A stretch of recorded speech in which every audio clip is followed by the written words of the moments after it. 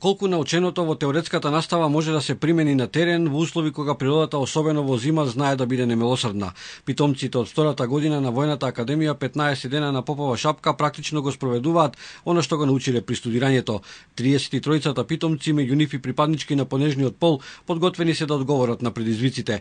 Војничкиот позив можеби е машка професија, но нема строга поделба на работите. Помагаме во сите каде што можеме. Потешките работи некои ги работат машкиот дел, но женскиот дел не се никој да запоставени. За обуката во скијање се ангажираат професорите од Војната академија и потребен број на инструктори од армијата на Република Македонија. Не е проблем да се направа така наречена мечкина дупка или партизанско игло. Со запалена свеќа внатре може да се престојува и кога е надвор минус 30. Ова импровизирана дупка во снег може да собере до 10 лица.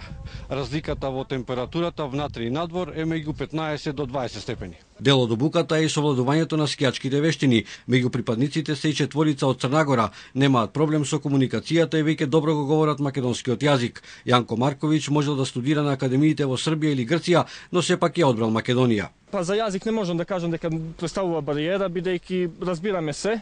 Многу е слично со црногорскиот јазик, а и малку е потешко со зборување, него со текот на времето ќе надминеме и таа бариера. Имаме не само двајца скијачи, другите беа сите не скијачи. А сега ќе ги видите како научија за овие 5 дена. Па вие дајте оценката, јас не мора да дам како нивен професор. Интенција е центарот за обука на Попова шапка да прерасне во регионален. Условите тоа го дозволуваат: уредени терени, ски лифтови и жичници. Секој питомец на Војната академија овде на Попова шапка во зимски услови ги поминува основните елементи на скијањето.